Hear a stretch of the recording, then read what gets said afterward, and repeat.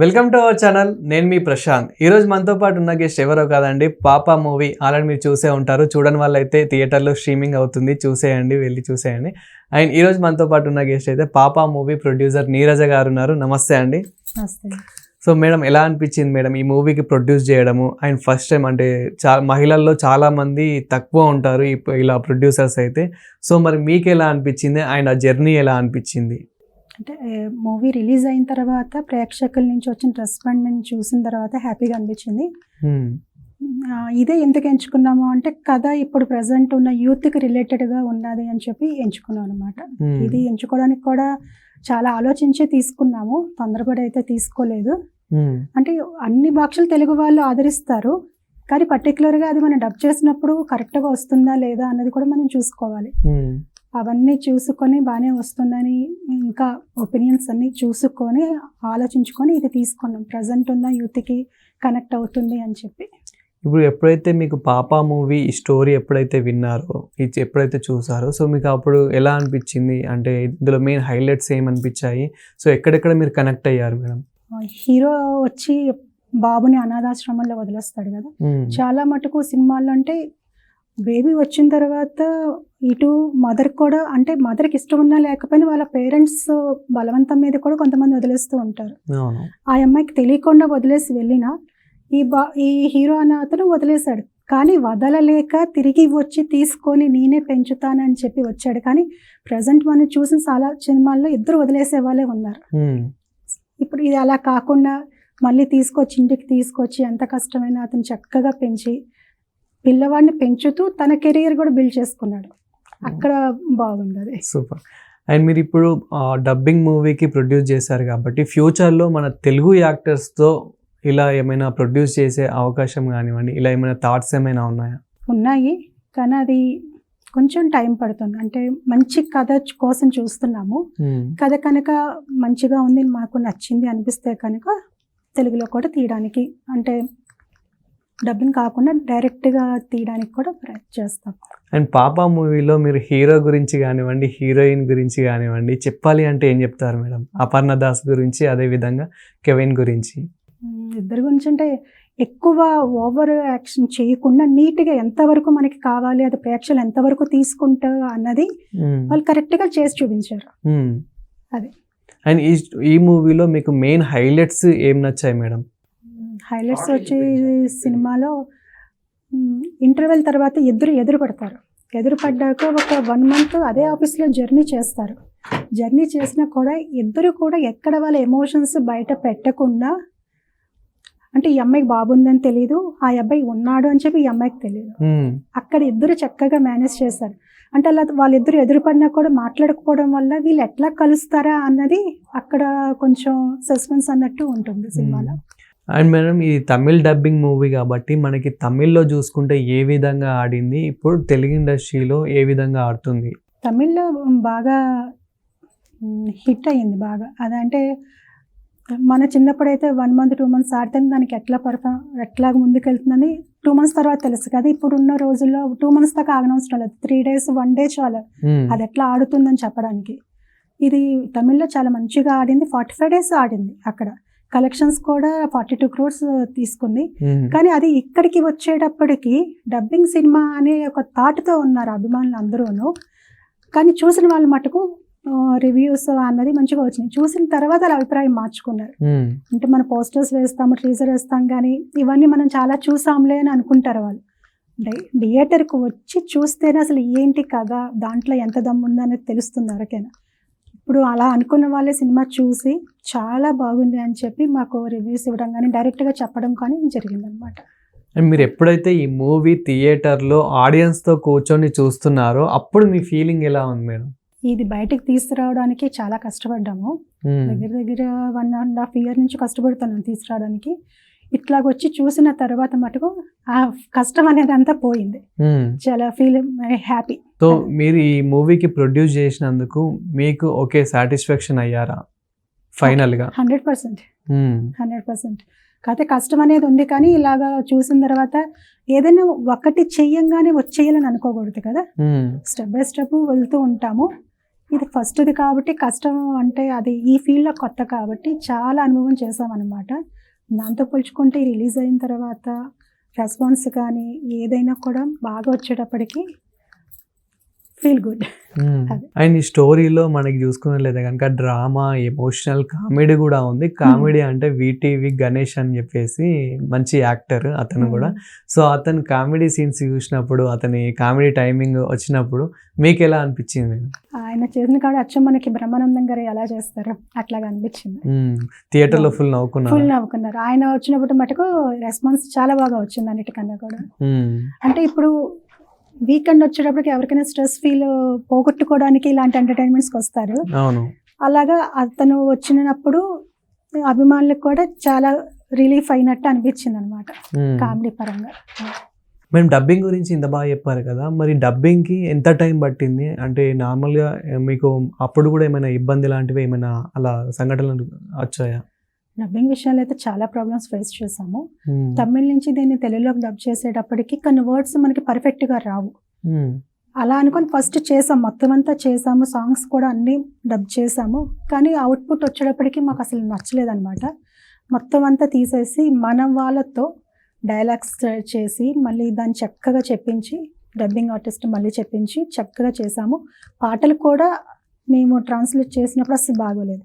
ఇప్పుడు ఉన్న ప్రజెంట్ ఉన్న సినిమాల పాటలన్నీ కూడా మేము ఓన్గా మళ్ళీ రాపించి పాడించి వాటిని ఎడిట్ చేసాం అనమాట.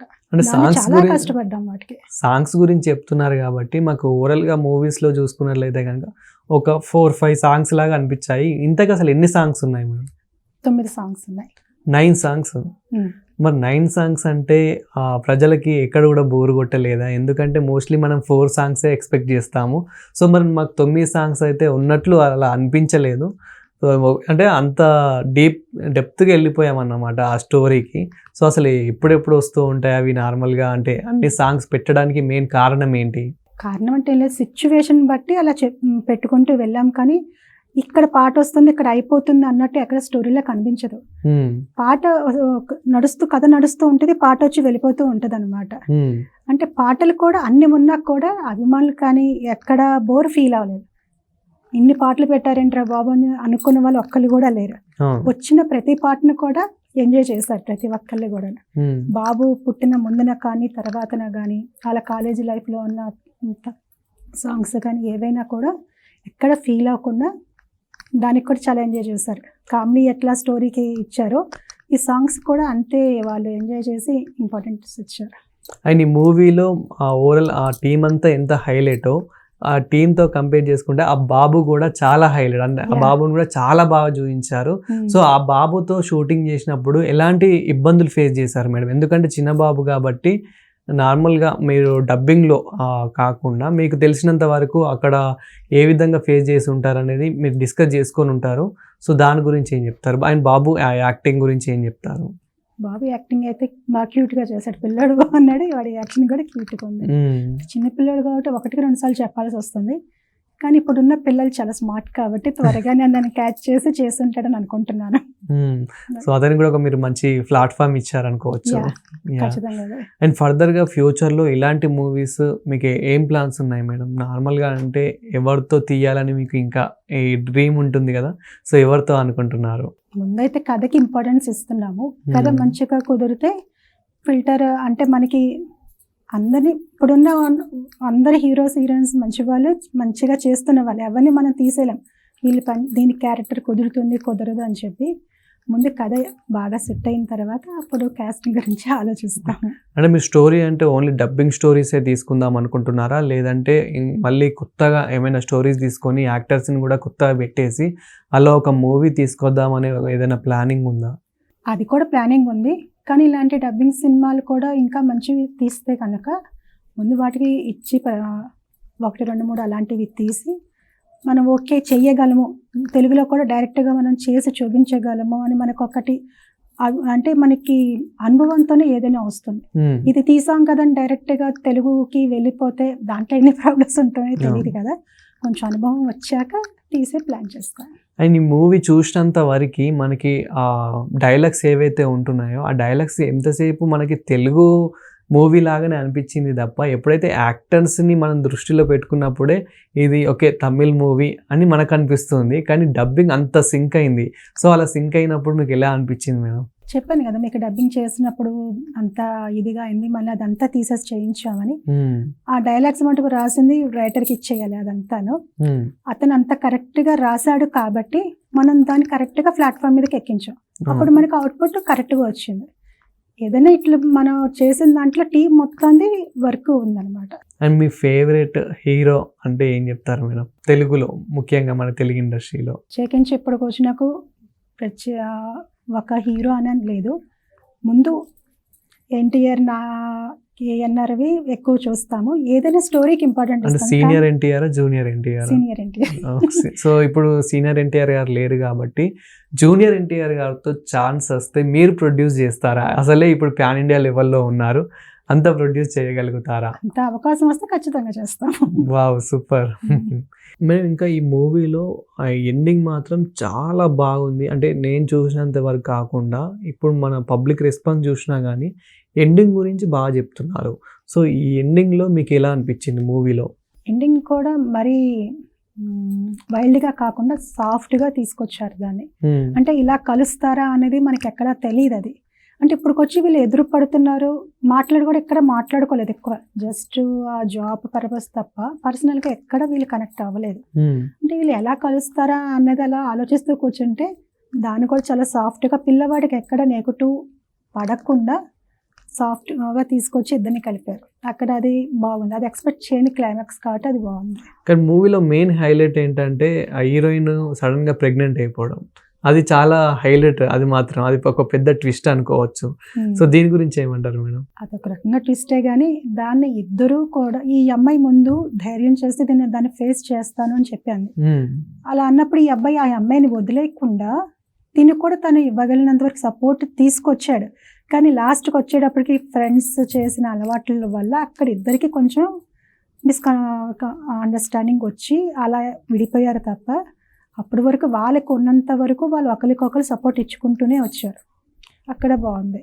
అన్ని జనరేషన్స్ వాళ్ళు చూడొచ్చా ఈ మూవీని? తప్పకుండా చూడొచ్చు.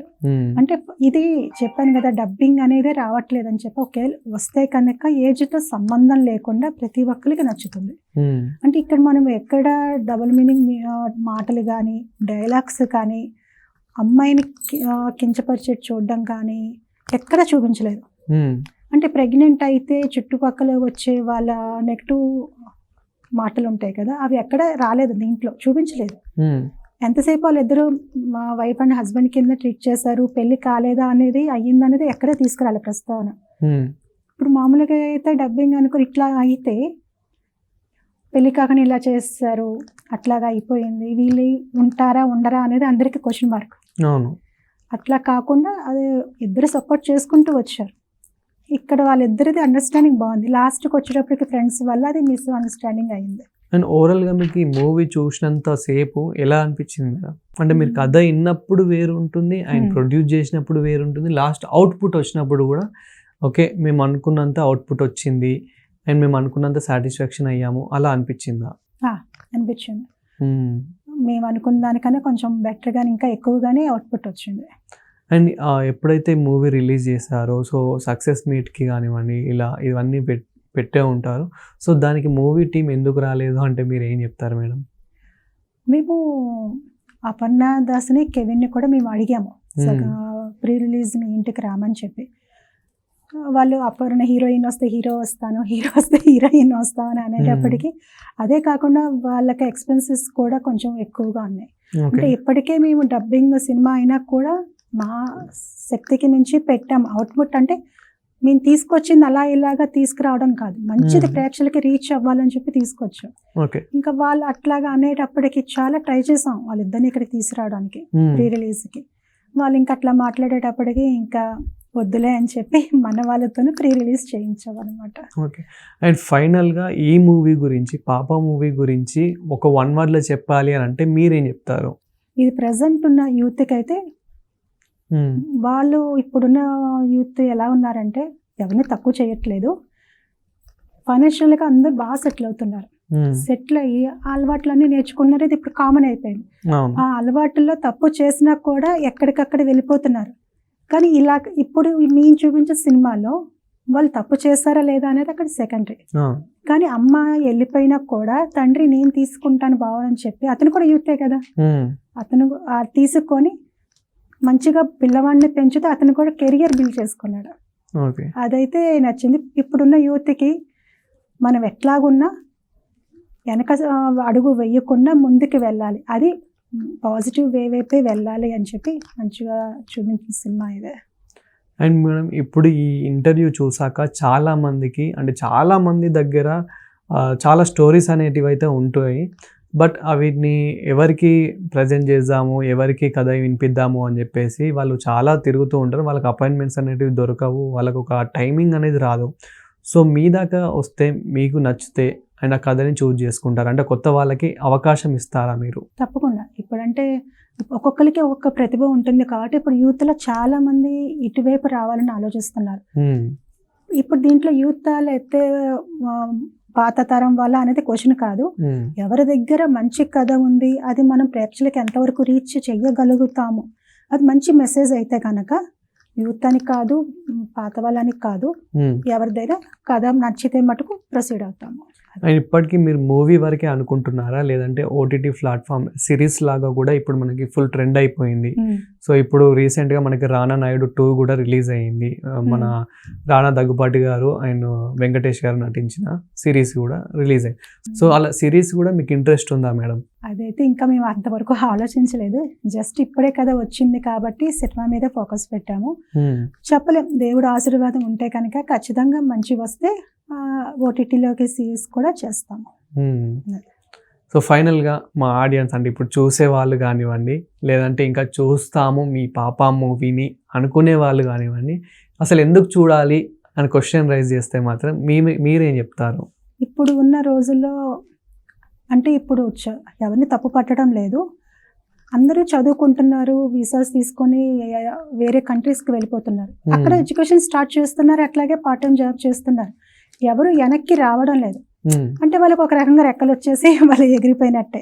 పేరెంట్స్ ఎక్కడ ఉంటున్నారు, వాళ్ళు అక్కడ ఉంటున్నారు, అట్లాగున్నా పర్వాలేదు. కానీ అనుబంధాలు ఎక్కడ వదలకుండా వాళ్ళు అక్కడున్నా వీళ్ళు ఇక్కడున్నా కూడా ఆ బంధాన్ని కంటిన్యూ చేస్తూ ఉంటే బాగుంటుంది.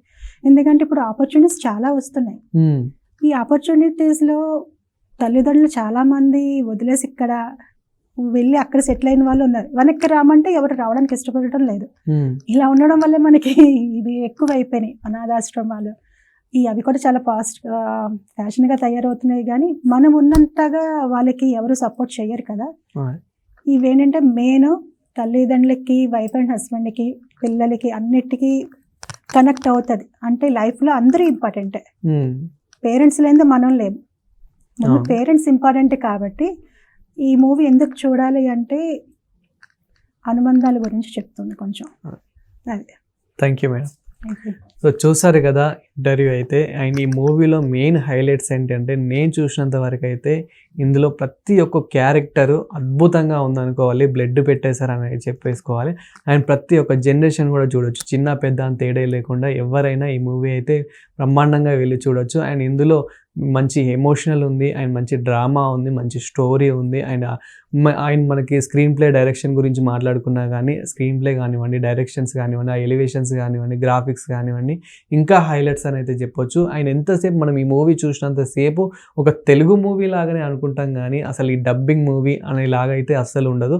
అంత బాగా అయితే సింక్ అయిపోయింది. మనం ఈవెన్ తమిళ్ మూవీస్, మన రజనీకాంత్ గారి మూవీస్ కానివ్వండి, ఇలా ఎన్నో మూవీస్ అయితే మనం ఆదరిస్తున్నాము. అందులో ఈ మూవీ కూడా ఒకటి అనుకొని ఆదరించి ఇలాంటి కొత్త మూవీస్కి, కొత్త ప్రొడ్యూసర్స్కి మనం సపోర్ట్ చేస్తేనే వాళ్ళు కూడా మంచి మంచి మూవీస్తో, మంచి మంచి కొత్త కొత్త యాక్టర్స్తో వస్తారు. కాబట్టి మనం కూడా ఎంకరేజ్ చేద్దాము. Thank you for watching. Thank you.